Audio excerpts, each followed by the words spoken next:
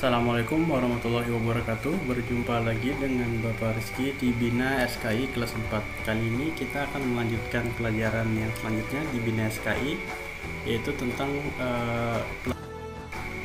Nabi Muhammad SAW sebagai rahmat bagi seluruh alam.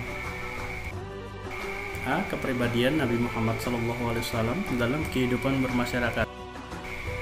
Memperbaiki perekonomian masyarakat. Perekonomian masyarakat Quraisy awalnya tidak baik karena banyak perilaku tidak terpuji dalam praktiknya sehari-hari, dan ini melemahkan tata sosial masyarakat Quraisy. Ketika Nabi Muhammad SAW berusia 20 tahun, beliau telah melakukan perjanjian damai dalam urusan dagang yang disebut Hilf al-Fudul, yang tujuannya adalah membantu orang lemah dan teraniaya agar tidak dirugikan dalam berdagang. Yang kedua, membantu fakir miskin dalam meningkatkan perekonomian masyarakat.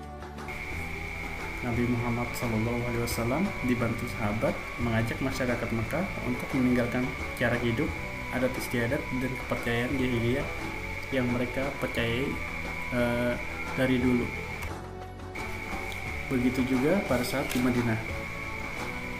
Beliau dan para sahabat membentuk Baitul Mal untuk keuangan negara.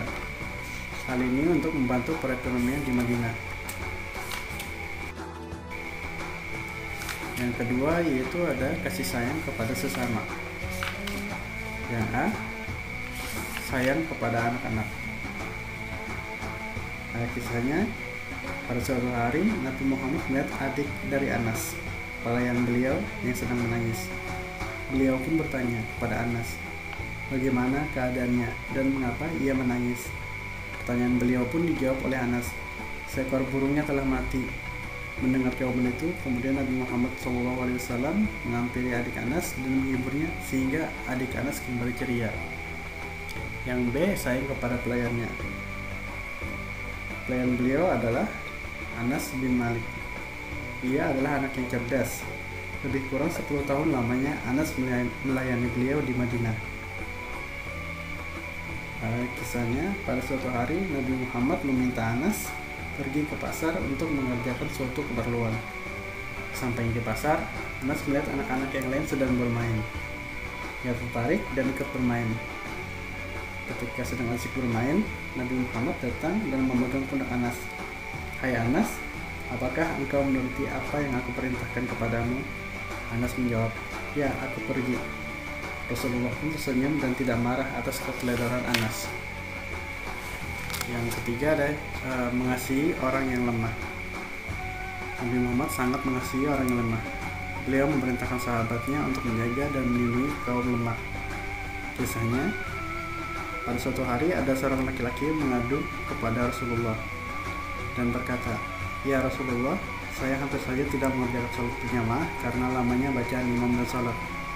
Mendengar pengaduan itu, Nabi Muhammad bersabda kepada orang banyak, wahai manusia, sesungguhnya kamu itu membuat orang lewat saja.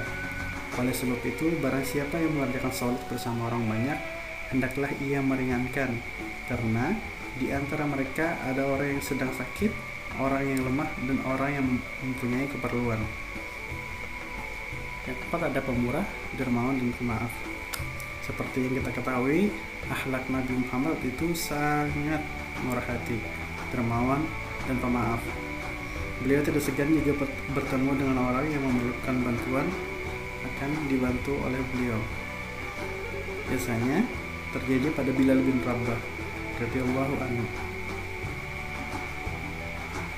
Suatu hari Nabi Muhammad mampir ke tempat Bilal dan mendapatkan sekantung buah kurma.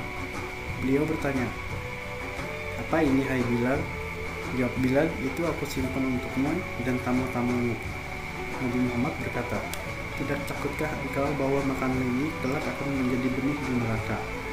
Sedekahkanlah hai Bilal dan jangan takut miskin. Sesungguhnya Allah akan menggantikannya. Kisah lain adalah tentang orang Baduy atau suku Baduy. Ketika Nabi Muhammad memakai baju dengan selendang atau kain di lehernya, tiba-tiba ada orang Badu yang langsung mendekatinya dan menarik beliau atau menarik kain beliau dengan keras, sehingga membuat leher beliau memerah dan sakit. Orang Badu itu berkata, "Hai Muhammad, perintahkan agar aku diberi bagian harta oleh Allah yang ada padamu." Kemudian Nabi Muhammad berpaling dengan senyum, kemudian beliau memberikan selendangnya yang tadi kepada orang Badu itu. Setelah itu orang Badu itu pergi dan mengucapkan syukur dan terima kasih.